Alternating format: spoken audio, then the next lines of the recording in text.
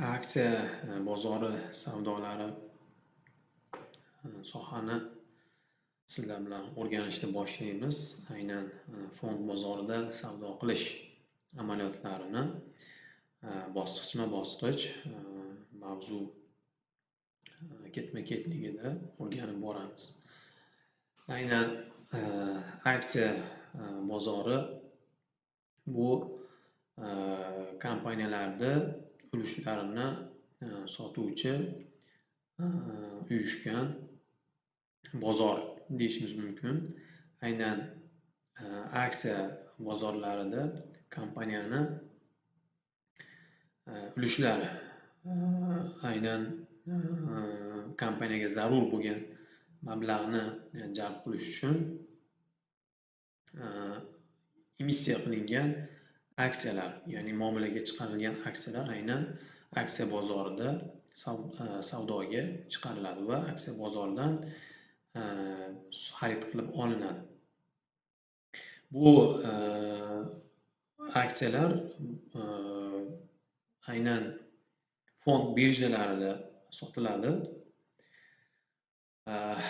Ya'ni xorijda buni stock market deb ham atashadi, ya'ni qimmatli qog'ozlar bozori, ya'ni aksiyalar bozori deb atashadi.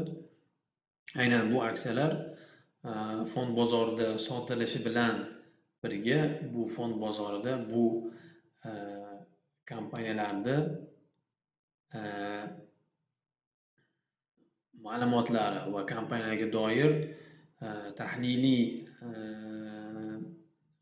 ma'lumotlar va tahliliy ko'rsatkichlar ham fond birjasida indekslar yordamida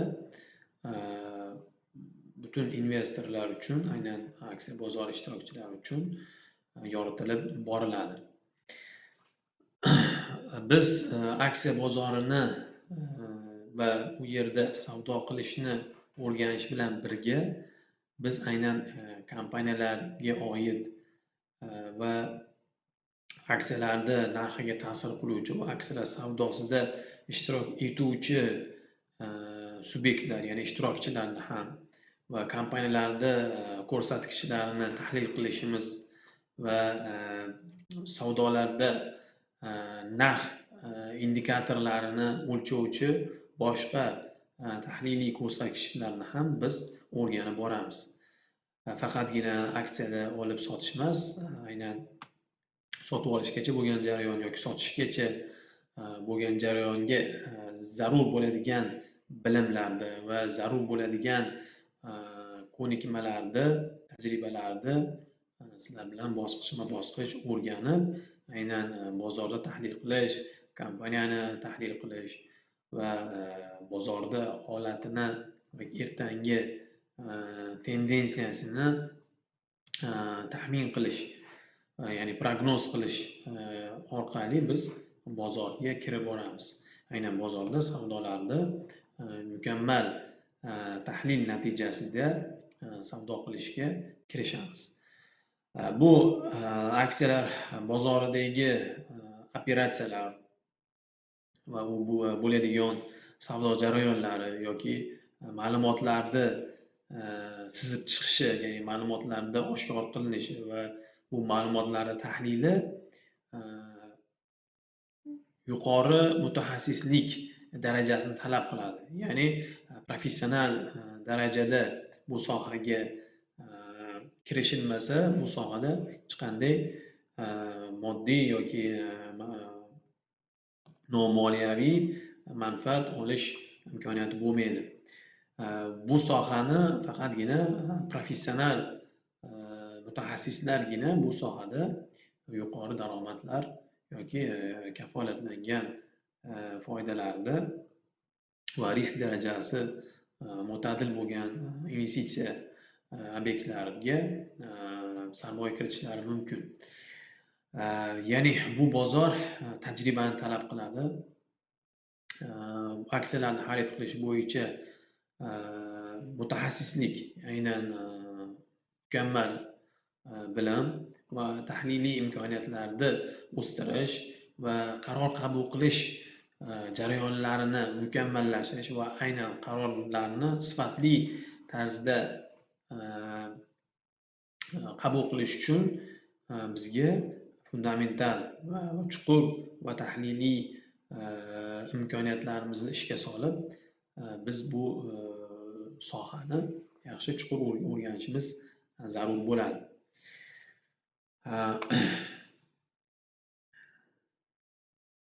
Avvalambor biz investitsiya sohasiga aynan kirish bilan boshlaydigan bo'lsak, aynan investitsiya kelajakda daromad olish maqsadida moddiy va nomoddiy shaklda kiritilgan sarmoya hisoblanadi. Aynan biz hozir investitsiya qilyapmiz. Aynan biz hozirgi momentda qilib turgan investitsiyamiz bu nomoddiy shaklda qilinayotgan investitsiya hisoblanadi. Nimagaki biz hozir vaqtimizni mana shu sohani o'rganishga sarflayapmiz. Ya'ni vaqtimizni biz investitsiya qilishni boshladik. Mana hozirgi vaqtda o'zida.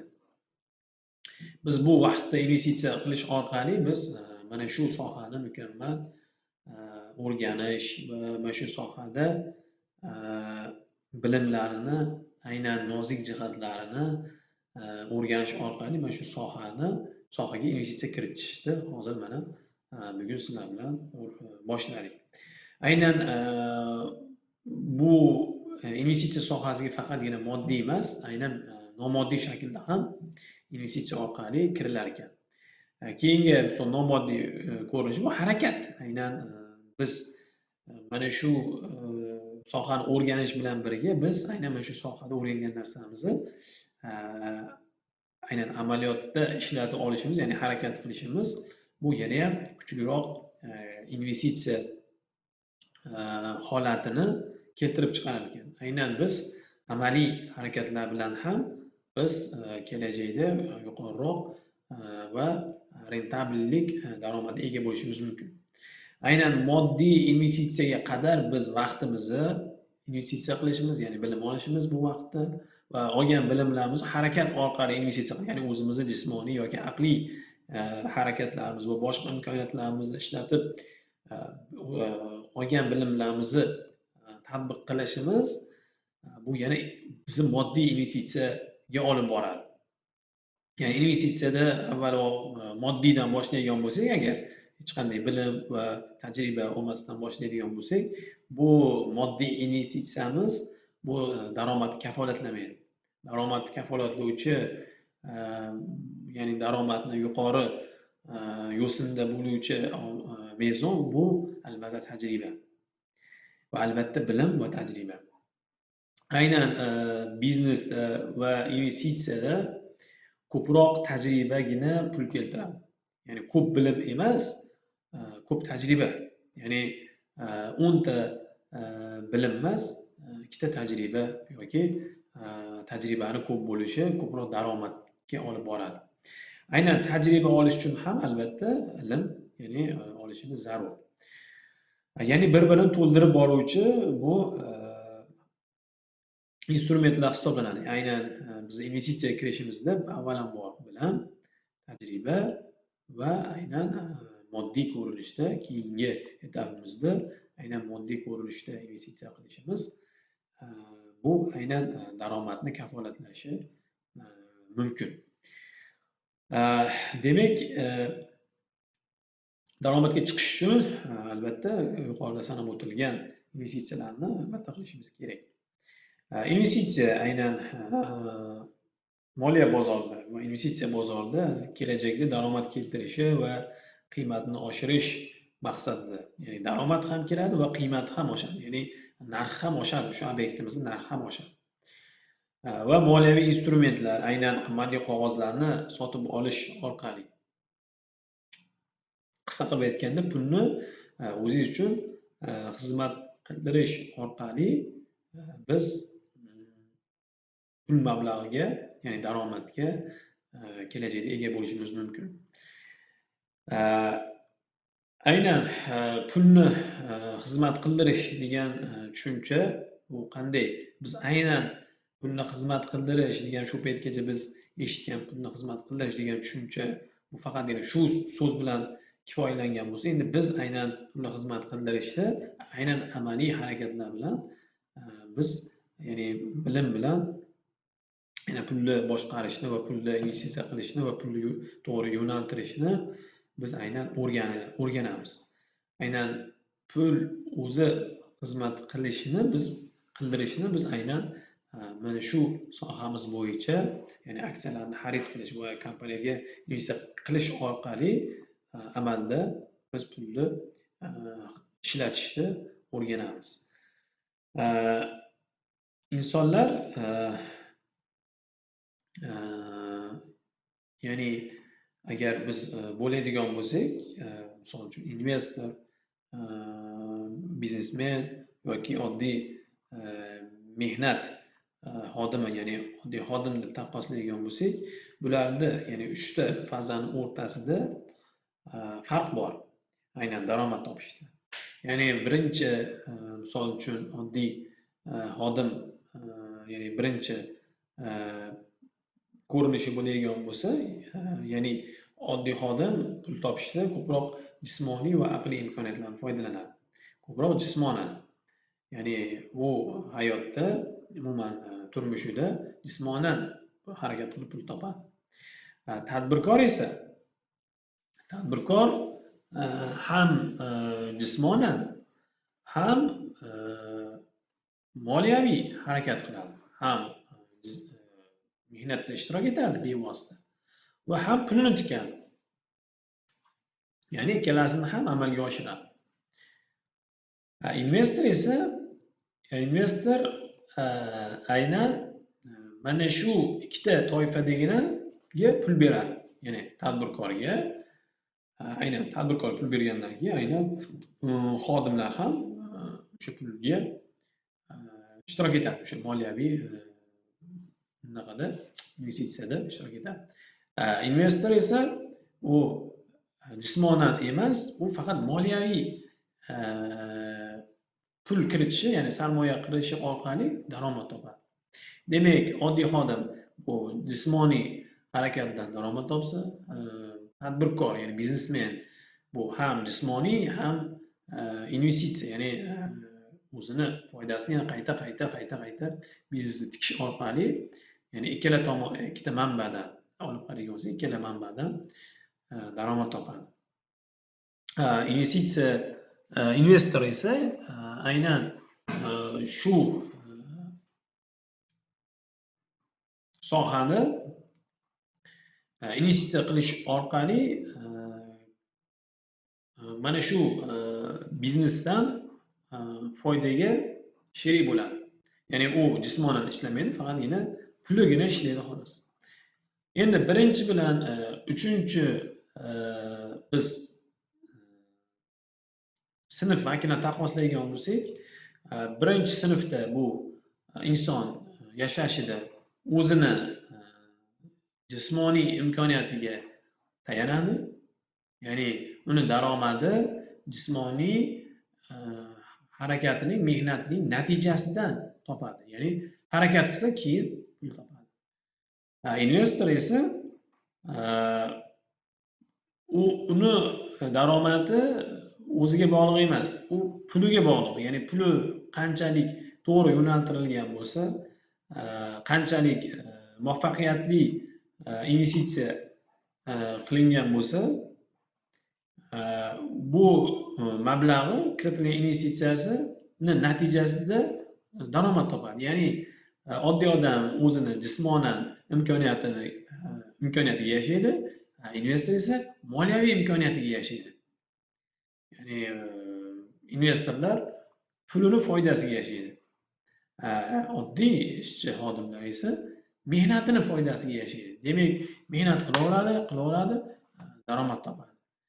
Investor esa mehnat qilmaydi-da, ma'lum bir vaqtda tahliliy va qarorlarni qabul qilgan, aynan investitsiya qarorlarini chuqur va professional yoki boshqa investitsion maslahatchini yollab bu ishni amalga oshirtirgan va hokazo u mana shu pullarini to'g'ri yo'naltirilgani uchun uni endi jismoniy hech qanday harakati yoki vaqti yoki hech qanday nomoddiy ko'rinishdagi e'tibori kerak bo'lmaydi.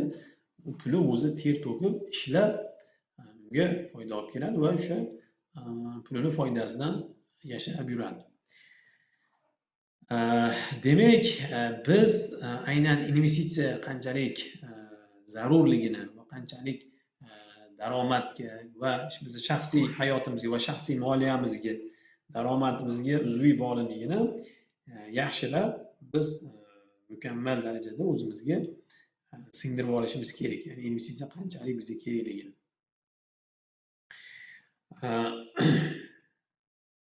Aynan biz pulni eng yuqori samaradorlikda boshqarishimiz kerakki, oqibatda pul bizga ishlab pul keltirsin. Ya'ni bizni mahoratimizga bog'liq bizni qanchalik investitsiyamiz daromadga kirishiga, ya'ni samaradorligi bizni harakatimizga, bizni tahlilimizga va bizni tanlovimizga va qarorlarimizga bog'liq. Bu sohada bu mablag'larni, ya'ni kapitalni to'g'ri yo'naltirish uchun nihoyatda chuqur mulohazali va chuqur moliyaviy va iqtisodiy va siyosiy bilimlarga va aqlimizni yuqori samaradorlikda ishlashga majbur qiladi. Ya'ni biz bu sohani oddiy shuni pulni kiritsam pul topib olaman deganni tushunmaslik kerak. Bu pulimdan men yana qanchalik ko'proq pul topa olaman degan, ko'proq pul topishim kerak degan va men shu ko'proq pul topishda asosida ko'proq sabablar, ya'ni tahliliy sabablar va tanlovlarni qilishim kerak deb harakat qilish taqozo qiladi ekan. Aynan investitsiyani dolzarbligi bu eng asosiysi bizga nima uchun hissa qilishimiz kerak degan savolga biz javob beramizki, eng kuchli bunga sabab bu inflyatsiya hisoblanadi. Inflyatsiya bu qisqa ta'rif beradigan bo'lsak, inflyatsiya bu pulni xarid qobiliyatini pasayishi, ya'ni borgan sari pul xarid qilishda kamroq mahsulotni xarid qilishi. Bu aynan inflyatsiyani namoyon qiladi, ya'ni ko'rsatib turadi. Demak, inflyatsiya borgan sari shiddatli borishi bu bizni cho'ntagimizdagi pulni qadrini tushishiga va sotuv imkoniyatlarini borgan sari kamaytirib, ya'ni pastlatib borishga nima qiladi? Olib boradi. Aynan hozirgi dunyoda bo'lib turgan iqtisodiy jarayonlarda, ya'ni iqtisodiy va geosiyosiy va inqiroz, ya'ni sohalar o'rtasidagi inqiroz davrida inflyatsiya borgan sari butun dunyoga tahdid solib, xatar solib kelyapti. Bundan keyingi kelajakda inflyatsiya yana ham dolzarb, yana ham shiddatli ravishda o'zini namoyon qiladi. Nimagaki, davlatlar o'rtasidagi iqtisodiy munosabatlardagi ziddiyatlar, xomashyolarni resurslarni kamayishi, urushlar, geosiyosiy, ya'ni mintaqalarni bo'linishi va iqtisodiyotdagi disbalansliklarning paydo bo'lishi bu inflyatsiyani yana ham yuqori darajada o'sishga olib keladi. Ya'ni investor endi bundan keyingi holati inflyatsiya bilan kurashish yoki inflyatsiyadan yuqoriroq investitsiya obyektlarini topish bilan shug'ullanish zarurati paydo bo'ladi investorda. Ya'ni inflyatsiya natijasida iqtisodiyotdagi yemirilish, aynan insonlarni qo'lidagi kapitalni borgan sari qimmatini tushib borishi, ya'ni miqdor jihatdan o'zgarish deyarli kuzatilmaydi, lekin qiymat jihatdan, ya'ni unga keladigan mahsulotni o'lchami borgan sari kamayib boraveradi. Ya'ni qadrsizlanib boraveradi. Bizni topib turgan pulimiz oldin 4 ta narsaga yetgan bo'lsa, endi 3 ta narsaga yetadi. Demak, biz ehtiyojimiz uchun 4 ta narsa kerak bo'lgan bo'lsa, endi biz 4 ta qilishimiz uchun biz yana qo'shimcha vaqt yana ishlashga to'g'ri keladi. Ya'ni 8 soat ishlab turgan xodim keyingi yil 9 soat ishlashga majbur bo'ladi. Undan keyingi yil 10 soat. Va hokazo ketaveradi. Endi aytish mumkin, narxlar ham oshadi, oyliklar. To'g'ri, oyliklar ham oshadi, lekin oyliklar ham inflyatsiya bilan chambarchas oshmaydi. Kimlardir bir yilda oshirsa, lekin inflyatsiya bir yilda 2-3 marta, ya'ni o'zini qiymatidan ko'proq foizga oshishi mumkin. Demak, inson borgan sari yuqori ish potensialiga chiqqan sari o'sha topib turgan daromadi inflyatsiyani zararni bekitadi xolos. Ya'ni biz 5 million sof pulni topishimiz uchun biz kelajakda 6 millionga pul chiqarishimiz kerak. O'shanda biz 5 millionlik tovar sotib olamiz. Keyingi yil 7 million va hokazo. Demak, borgan sari biz ko'p mehnat qilishimiz zarurat bo'lib qoladi. Ya'ni inflyatsiya tamomila insonni mehnatini yemirib boradi. Ya'ni odam ishlagan sari, kuch energiya sarflagan sari inflyatsiya ham shunchalik darajada shu uni mehnatini borgan sari yemirib boradi. Demak, bu inflyatsiyani iqtisodiy ta'siridan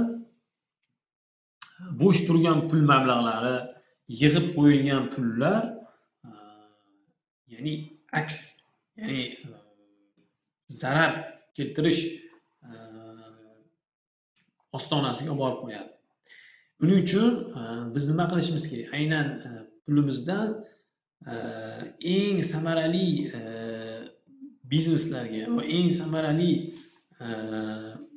investitsiya sohalariga, aynan sohalarga pullarimizni yo'naltirishimiz, aynan mana shu inflyatsiyadan saqlab qolishimiz uchun yoki shu inflyatsiyadan yuqori samaradorlikka chiquvchi kompaniyalarga investitsiya qilish, aynan aksiyalarni sotib olish orqali biz inflyatsiyadan saqlab qolishimiz mumkin va o'sha investitsiyamiz natijasida yana qo'shimcha daromad ham topishimiz mumkin. Misol tariqasida mamlakatda inflyatsiya misol uchun 10% deydigan bo'lsak, bitta kompaniya o'zini aksiyalarini savdoga chiqardi va yillik 20% rentabillikda taxmin qildi. Ya'ni siz agar meni kompaniyamga pul kiritsangiz, siz yil oxirida kiritgan pulingizni 20% sizga foyda, taxminan 20% atrofida sizga foydaga olib keladi deydigan bitta taxminiy, ya'ni prognoz ko'rsatkichni e'lon qildi. Demak, batdagi chisti daromad inflyatsiya 10 bo'ladigan bo'lsa, u taklif qilib turgan daromad 20 bo'ladigan bo'lsa, demak, batda orasidagi farq 10%. Ya'ni biz bu yerda chisti daromadimiz 10% tashkil qildi. Ya'ni 20% ni 10% inflyatsiyani hissasiga o'tib ketadi. Demak, biz batda 10% chisti daromad qildik. Ya'ni biz kiritgan pulimizni 20% tashlagan taqdirda 10% ni olib shaxsiy ehtiyojlarimizga ishlatishimiz mumkin bo'ladi. Agar biz 20% olib qo'yadigan bo'lsak, biz o'zimizni investitsiya paketimizdan u inflyatsiyani ham biz olib qo'ygan bo'lsak, biz endi keyingi yil uchun oborotimiz 10% kamayib qoladi. To'g'ri, qiymat jihatdan kamaymasi, ya'ni summa jihatdan kamaymasligi mumkin, lekin iqtisodiy naf jihatdan u kamayib qoladi. Ya'ni o'tgan safargi investitsiya kapitalimiz bilan bu yilgi investitsiya kapitalimiz miqdor jihatdan teng bo'lgan summa jihatdan teng bo'lsa ham, lekin iqtisodiy naf jihatdan nima bo'ladi? 10% ga kamayib qolgan bo'ladi. Demak, biz aynan inflyatsiyani o'lchab va kompaniyadan keladigan daromadni o'lchab va o'rtasidagi farqni biz haqiqiy daromad sifatida baholashimiz va olishimiz, ya'ni o'lchab olishimiz zarur bo'lar ekan. Demak, investitsiyadagi eng katta qulaylik bu mablag'imizni o'zini samarali, ya'ni likvid holatda saqlab qolishimiz va daromad topish uchun yo'naltirishimizga olib keladi. Aynan bo'sh turgan pullarimizdan daromad topish maqsadida yo'naltirishga va bu daromadimiz bizga ko'proq manfaat keltiradi. Aynan pulni yig'ib yuruvchi, pulni saqlab yig'uvchi shaxslar inflyatsiyaga xizmat qiluvchi shaxslar turiga kiradi. Ya'ni pulni yig'gan sari inflyatsiya ham uni yiqqan pulini borgan sari yemirib boraveradi. U ishlayveradi, inflyatsiya uni yemiraveradi. Xuddi kemiruvchi hayvonlarga o'xshab biz saqlab qo'ygan narsamizni kemirib ketgan singari pulimizni ham xuddi shunday shaklda inflyatsiya yeb ketaveradi. Demak, biz pulni yig'ish emas, biz pulni ishlatishni o'rganishimiz kerak. Pulni yig'ish emas, pulni topishni emas, pulni ishlatishni. Ya'ni aynan to'g'ri ishlatishni. Aynan xarajatlarimizni investitsiyaga, ya'ni biz qilib turgan sarflarimizni investitsiya, ya'ni investitsiya naqasida yo'nalishida biz boshqarib yo'naltirishimiz kerak ekan. O'shandagina biz to'g'ri yo'naltirganimizdagina u narsa borib foydali naqaga, ya'ni obyektga yoki foydali sohalarga xizmat qilib va o'sha foydali sohadan kelgan daromadga bizni ham ulushdor qilar ekan. Demak, investor bo'lish uchun to'g'ri boshida avvalo mehnat qilib, pulni jamg'arib, keraklicha jamg'arib va uni tezlik bilan aktivlarga aylantirish va daromad keltiruvchi, ya'ni qiymati oshib boruvchi aktivlarga aylantirishimiz hozirgi va kelajak zamonda eng dolzarb tanlovlar, ya'ni dolzarb qarorlar tarkibiga qo'shiladi. Biz aynan aksiyalar bozorini o'rganish natijasida biz aynan investitsiya imkoniyatlarimizni va investitsiya qarorlarini qabul qilishda yuqori qobiliyatlarga ega bo'lib boramiz.